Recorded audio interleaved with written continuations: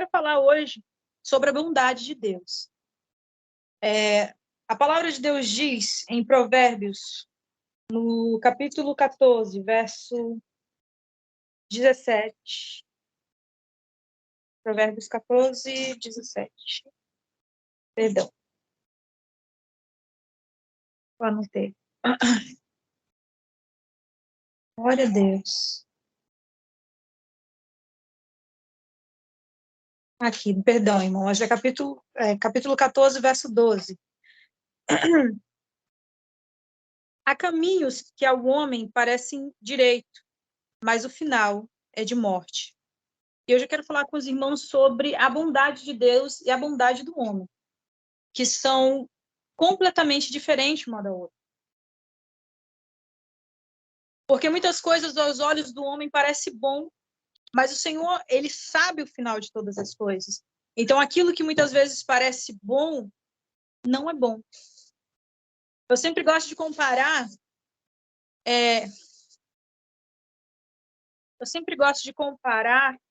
com um exemplo.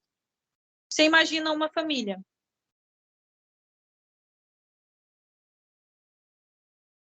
Eu sempre gosto de comparar com uma família. Por exemplo, nós temos duas famílias. Uma família ganhou uma casa, 3 quartos, é uma família de 3 pessoas, pai, mãe e filho. Ganhou uma casa de 3 quartos, banheiro, sala, cozinha, tem tudo naquela casa. Isso parece muito bom aos olhos do homem. Eles ganharam essa casa perfeita, tem tudo ali dentro. Qualquer pessoa ficaria muito feliz.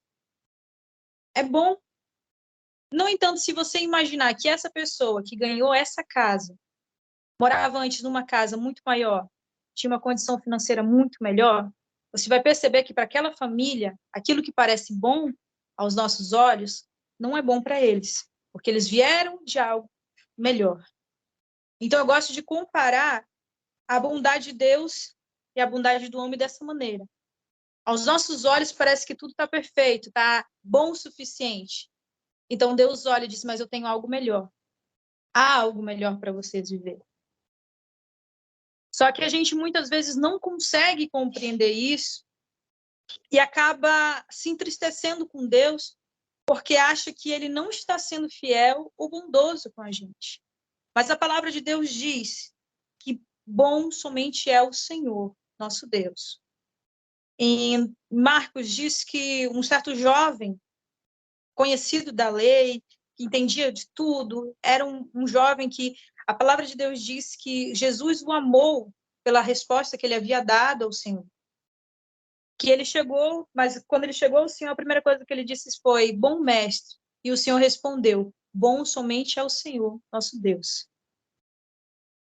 E aí algumas pessoas perguntam, mas olha, Jesus não é Deus? Por que ele disse aquilo?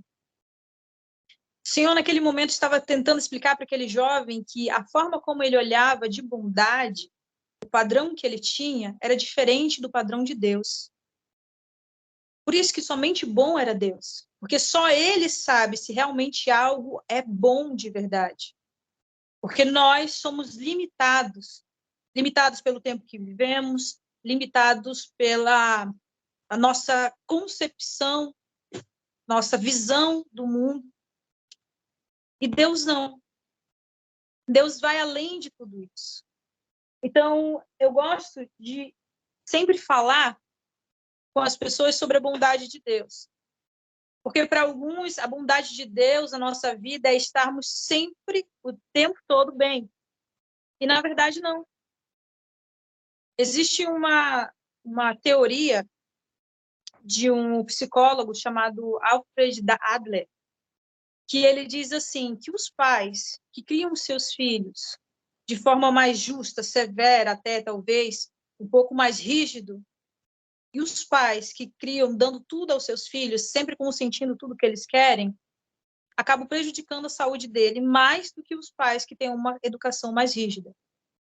Ele diz que é mais fácil uma criança que foi criada tendo tudo se tornar uma pessoa socialmente problemática ou até mesmo um futuro psicopata, né, sociopata, por causa da criação que teve. Porque ele passa a acreditar que ele pode tudo, que ele tem tudo, que ele é capaz de tudo. E então ele não aprende a respeitar as pessoas ou a ter empatia pelas pessoas. Então, quando o Senhor, ele nos cobra, ou muitas vezes permite que a gente passe por situações difíceis, ele está sendo bom com a gente. Porque ele está nos ensinando. E um psicólogo que nem é cristão conseguiu expor isso através de uma pesquisa, mostrando que os pais que ensinam, que corrigem, que muitas vezes colocam de castigo, ou às vezes dizem palavras para a pessoa pensar, são melhores pais do que aqueles que estão sempre sendo bons com seus filhos, sempre dando aquilo que eles querem. Então, a bondade de Deus também está nesses momentos difíceis, nos momentos em que você se sente sozinho ou cansado. Porque Ele está te ensinando a ser perseverante. A própria palavra do Senhor diz que a gente deve se alegrar, se mostrarmos ânimo no momento da nossa luta. Porque isso nos torna perseverantes. Então, quando a gente analisa o conceito sobre a bondade de Deus, a gente percebe que a gente ainda não entende por completo. Talvez um dia, quando estivermos lá na glória, a gente consiga entender por completo a bondade de Deus. Porque para um homem entregar seu filho para morrer por pecadores, por pessoas que eram indignos, não parece bom, mas para Deus pareceu ser bom.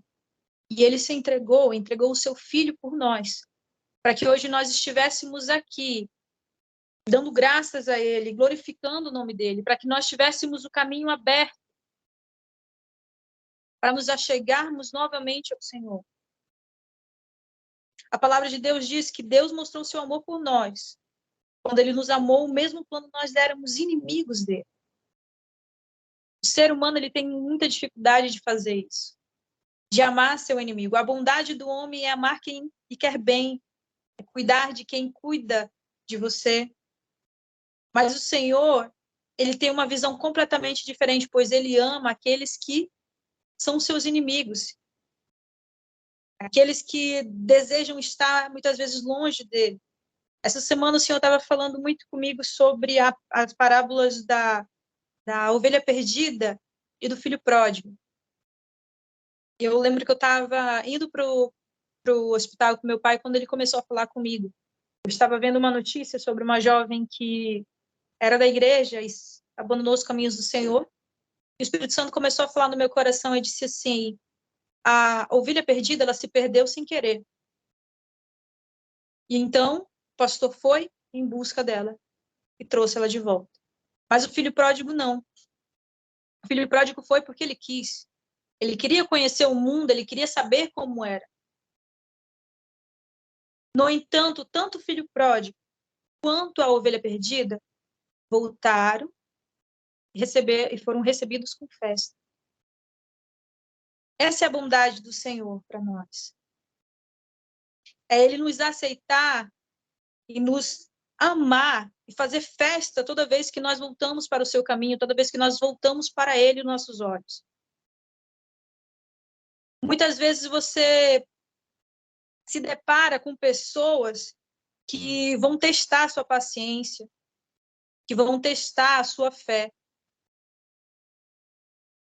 E é nesse momento em que você deve lembrar da bondade de Deus, a bondade dele com você, o amor de Deus por você, e demonstrar o mesmo amor por essa pessoa.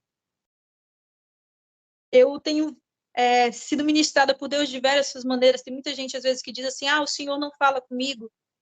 A gente tem que aprender a ver a palavra do Senhor, ver o Senhor falando com a gente nos detalhes, nas coisas pequenas. Muitas vezes eu abro o celular, eu vejo uma mensagem ali, Deus fala comigo.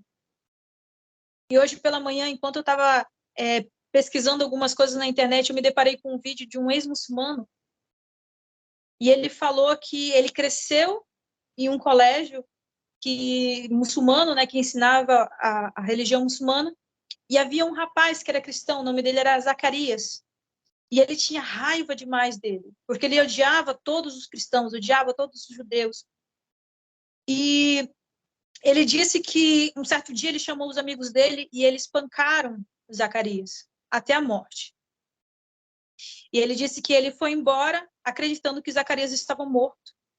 E deixou ele lá. Ele disse que ele quebrou as 2 pernas, quebrou os 2 braços. Ele estava todo ensanguentado. Só que o tempo foi passando e ele se deparou com um milagre na vida dele. Um primo dele ficou doente e, de repente, um grupo de irmãos apareceu na casa, pediram para orar pelo jovem. Os médicos já tinham dito que não tinha mais solução. E esse jovem já fazia dias que nem sequer conseguia abrir os olhos.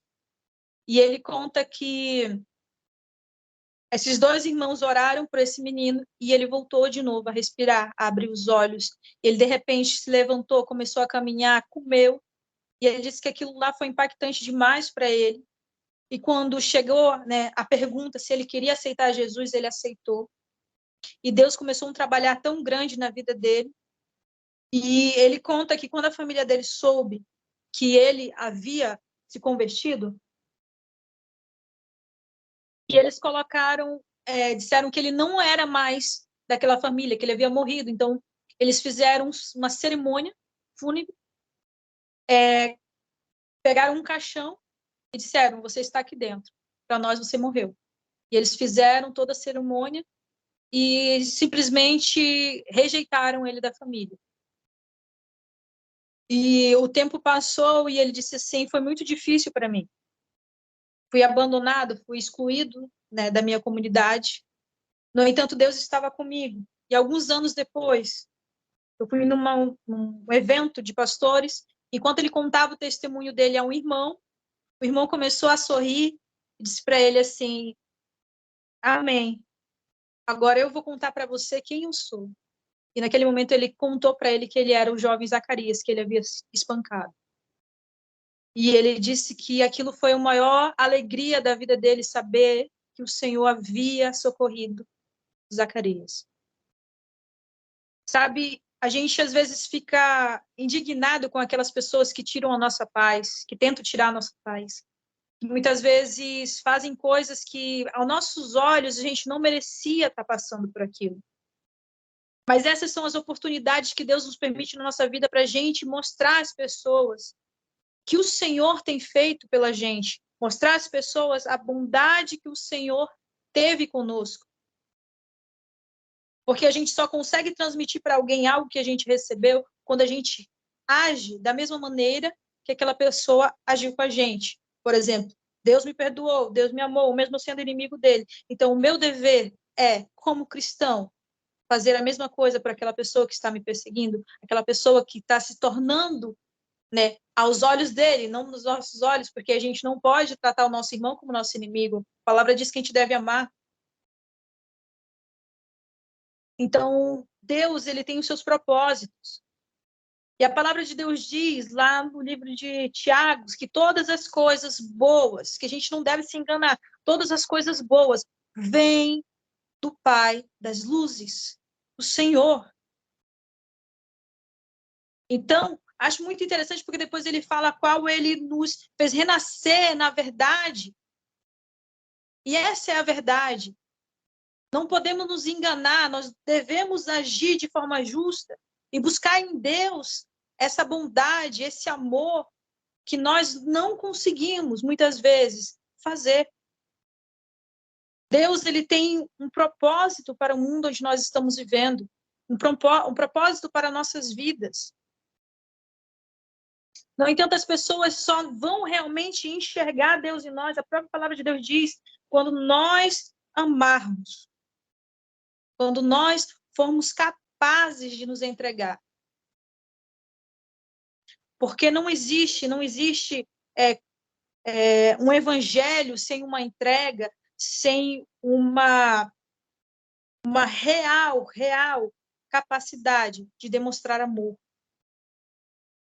de amar as pessoas. Só que, como eu disse lá ao princípio, a bondade do homem ela é diferente da bondade de Deus. Então, como fazer para ser guiado pela bondade de Deus? É abrir nossos olhos para a verdade, abrir nossos ouvidos. Deus, ele tem algo sobrenatural para a nossa vida, mas isso só vem da intimidade.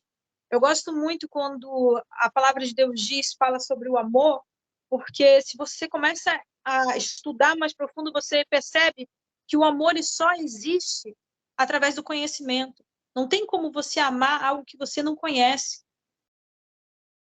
Então, como amar os nossos irmãos? Conhecendo a Deus. Porque Deus é o amor. Como conhecer a bondade de Deus? Como transmitir a bondade de Deus para a pessoa? Através do conhecimento, da busca, do conversar com Deus. Essa semana eu falei muito com o Senhor e ele me tratou muito no meu coração sobre o temor do Senhor. As pessoas muitas vezes se enganam sobre o temor do Senhor porque elas acham que é um medo. E medo e temor são totalmente diferentes. Porque a palavra de Deus diz que o amor, ele lança fora todo medo.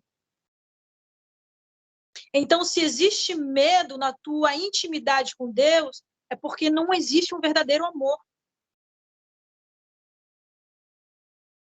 E como eu posso entender sobre o temor e sobre o medo, qual a diferença entre os dois? Eu vou dar um exemplo bem simples para vocês que estão aqui. Vamos imaginar que assim, você está num ambiente onde tudo ao seu redor demonstra que você fez algo muito ruim, que você matou uma pessoa. Só que essa pessoa você não conhece. E tudo ao seu redor, está aqui, tudo, diz que foi você que matou. Você olha para aquela pessoa, ela está agonizando no chão. Talvez umas pessoas que tenham um caráter mais crente em Deus vão chamar a ambulância, vão tentar trazer essa pessoa de novo à vida, vão fazer alguma coisa, mas eu tenho certeza que também outros vão pensar duas vezes. Não, mas se eu ligar para a ambulância, ligar para a polícia, eu vou ser preso. Se ele não sobreviver. É um momento de medo, não é? É um momento de muito medo. É um momento que você vai dizer assim, meu Deus, o que eu vou fazer agora? Como que eu vou resolver isso aqui? Alguns vão optar por enterrar o corpo, vamos ser bem sinceros. E outros vão optar por agir da forma justa. Chamar a ambulância, levar essa pessoa para o hospital, tentar salvar essa pessoa. Isso é um exemplo claro de medo. O medo, muitas vezes, o medo ele nasce da consciência da consequência. Você tem consciência do que pode acontecer. Então, a gente tem muitos cristãos dentro da igreja que servem a Deus, que dizem amar a Deus, mas não é porque eles realmente amam a Deus, é porque eles têm medo do inferno. Entende? Eles têm medo, então eles querem se livrar daquela consequência, então por isso eles estão aqui. Mas isso é o medo, não o temor do Senhor. E o que é o temor do Senhor? Vamos dar o mesmo exemplo. Você está naquele ambiente, tudo ao seu redor diz que você é culpado, que você matou aquela pessoa, só que aquela pessoa não é qualquer pessoa. Ela é a pessoa que você mais ama. Todo mundo na vida tem uma pessoa favorita. Aquela pessoa que sempre esteve com você, talvez seja sua esposa, seu filho, sua mãe, seu avô, não sei. A sua pessoa favorita no mundo, ela tá ali caída no chão. Eu lembro que eu fiz esse exemplo com a minha mãe, fiz uma forma um pouquinho diferente, quando eu disse para ela assim, imagina que tem um ladrão dentro de casa. Aí você tem uma arma, você atira nessa pessoa. Ela disse, dá medo, né? Ela, sim. Tá, agora imagina, você liga a luz e é o Júnior, que é o meu irmão do meio. Ela disse, sangue de Jesus tem poder. Deus me livre. Disse, aí tá a diferença. Isso é temor. Sabe por quê? A pessoa que está ali no chão é a pessoa que você ama. Você não vai pensar na consequência do que vai acontecer. Você vai chamar a ambulância, você vai botar ela dentro do carro, você vai levar para o hospital. Não importa se você vai passar 10, 15 anos na cadeia, você só quer que aquela pessoa viva. Você não mede as consequências. Você não está nem aí para consequências. Você quer que aquela pessoa permaneça com você. Isso é o temor do Senhor. A gente vê um outro exemplo através da vida de Saul e de Davi. Saul pecou contra Deus e ele, por medo da consequência, vai lá e diz para Samuel, por favor, clame ao Senhor por minha vida, para que ele me perdoe. E nós vemos Davi que cometeu um pecado muito grave. Só que quando o profeta Natan veio até ele e disse, você pecou, a primeira coisa que ele fez foi rasgar suas vestes e dizer, Senhor, eu pequei. me perdoe. Foi clamar pelo perdão. Porque o temor do Senhor está ligado à presença. O medo de perder a presença. É você não querer perder a presença do Senhor. Você não quer que a presença do Senhor saia da sua vida. Isso é o temor do Senhor. Você não liga para a consequência do que vai acontecer. Você só quer que Ele esteja com você. Assim como seria com aquela pessoa ali. Isso é o temor do Senhor. E temer a Deus, amar a Deus, tudo isso está ligado ao Evangelho. Porque não tem como você pregar o Evangelho, não tem como você conhecer ao Senhor, não tem como você, como eu posso explicar, mostrar para o mundo, entende, Deus através da sua vida, sem você ter essas bases na sua vida, o temor do Senhor, o conhecimento da bondade do Senhor, o conhecimento do amor do Senhor, saber quem Ele é. Tem muita gente aí que passa anos indo para montanhas enormes, indo para lugares desertos para se conhecer. Se afastando do mundo, passando jejum muitas vezes para se conhecer. Achando que dessa maneira eles vão ter paz, alegria. Se eles soubessem que é só fechar a porta do quarto e chamar pelo Pai, se eles entendessem que é só olhar nas Escrituras, porque se uma coisa eu tenho certeza é que quanto mais você conhece o Pai, mais você é transformado naquilo que o Senhor chamou para você ser. Se você começa a amar muito uma coisa, você começa a se tornar parecido àquilo. Eu lembro que uma vez uma pessoa disse para mim, os seus pais são muito parecidos fisicamente, né? O rosto, eu achei que eles eram irmãos, mas você disse que eles eram seus pais, né? Eu disse sim, mas isso acontece porque eles estão há mais de 30 anos casados. Então, essa comunhão, esse andar junto, essa intimidade, ela faz com que a sua aparência física externa e também a aparência interna sejam transformadas. Parecido com aquilo que você, com aquela pessoa com quem você tem intimidade, com aquilo que você adora. Se você analisar até um exemplo final que eu posso dar para você, é uma criança que é adotada. Tem muitas pessoas que muitas vezes dizem assim, nossa, nem parece que ele é adotado porque ele se parece tanto com a mãe, se parece tanto com o pai. Intimidade. A intimidade, ela gera semelhança. E aquilo que antes você tinha como visão, como entendimento, é transformado para a visão e ao entendimento do Senhor. Porque foi para isso que o Senhor nos chamou. A palavra de Deus diz que no jardim, ao entardecer do dia, ele descia para falar com Adão, para ter um momento de intimidade com Adão.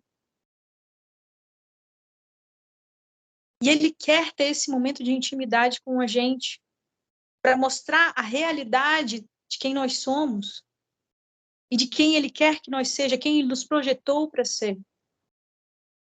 Se você pegar um telefone e sem ter instrução nenhuma começar a mexer, talvez você até quebre o telefone. Agora, se você tiver uma instrução, se você tiver alguém que ajudou, que entende do telefone a mexer, você vai entender bastante, você vai saber como ele funciona. Nossa vida também é assim. Nós temos a nossa instrução aqui, na palavra do Senhor. E nós temos aquele que nos projetou para nos ensinar e nos levar até onde o Senhor quer nos guiar. Porque ele te chamou com um propósito. E entenda, esse propósito não é só para você. Porque o Senhor não faz nada que se limite apenas a um homem, sempre tem mais. Quando ele chamou Abraão, ele não chamou somente Abraão, ele disse, de ti farei uma grande nação. Quando ele deu o sonho para José, não foi apenas para José, foi para guardar a família de José. Ele mesmo depois disse, foi por causa do Senhor que me enviou antes para o Egito, para que hoje eu pudesse prover para vocês. Então, tudo que o Senhor colocou nas tuas mãos, tudo que o Senhor te chamou para fazer, não é por causa de você, não é para terminar em você, existe muitos que serão alimentados, que serão salvos, trazidos à presença do Senhor por causa da sua vida. E essa é a bondade de Deus para nós. Sermos além do que a gente imagina. A palavra do Senhor diz em Jeremias, capítulo 29, verso 11, que diz assim, eu sei bem os planos que tenho sobre vocês. São planos de paz e não de mal, para dar um futuro que vocês esperam. Eu acho muito interessante porque o profeta que falou isso foi o mesmo profeta que disse que Jerusalém seria destruída. Foi o mesmo profeta usado por Deus para falar sobre os anos que eles passariam longe de casa. Havia muitos profetas lá que profetizavam bênção, glória e tudo mais, mas ele era o único que estava profetizando a destruição de Israel. E foi o mesmo profeta que disse, eu sei os bons planos. O Senhor estava dizendo assim, vocês vão passar por isso, porque é necessário. Mas eu sei os planos que eu tenho sobre vocês. Então, se você tem tido dificuldade de entender a bondade de Deus na sua vida, as situações que você tem vivido, busque conhecer o Senhor. Busque estar na presença do Senhor, a ter essa intimidade com Deus. Não dependa de um profeta de A ou B para dizer para você o que você deve, o que você não deve fazer. Apenas entre no seu quarto. Eu não tenho quarto, é só para mim, tem sempre muita gente entrando. Entra no banheiro. Vai num parquinho escondido, assim, atrás de uma árvore. Você e Deus. Porque no dia final, no último dia, quando o Senhor chamar a igreja, ele não vai perguntar para você, vem cá, quem vai te apresentar ou algo assim? Não.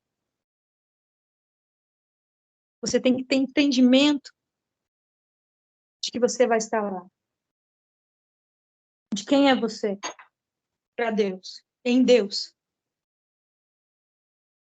Porque a verdade, irmãos, é que muitos hoje estão confiantes demais na sua intimidade com Deus, achando que é suficiente, que Deus está te chamando mais profundo.